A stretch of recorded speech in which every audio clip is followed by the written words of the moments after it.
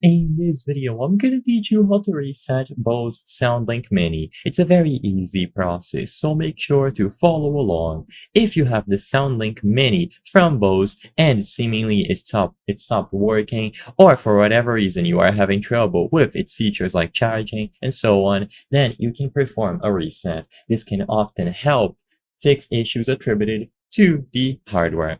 So the easiest way to perform a reset is to press and hold the mute button. So usually it is going to be this icon of a speaker with a line crossing through it. This is going to be the mute button.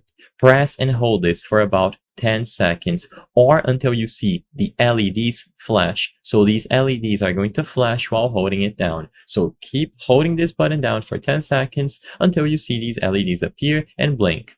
Once this is done, it will be properly reset. If this does not work, then you can try it with the power button instead. So first, try the mute button. If this one does not perform the reset, then you do the exact same steps with the power button instead. Now, if this works, then you are good to go. You can now start charging it. The battery should be working. It is going to be recharged, and you can use it again over Bluetooth or any other connection type. If both of these methods fail, then this could be a deeper problem.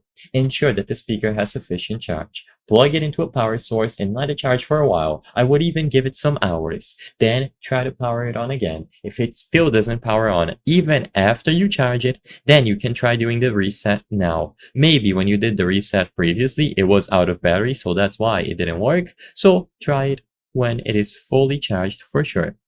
And if it is still failing, then one of the hardware pieces could have failed. In that case, I would highly recommend just talking to the customer support. There's not much else to do, and if performing the reset does not solve these easy to solve issues, it could be a deeper problem that is not worth the hassle of doing it yourself.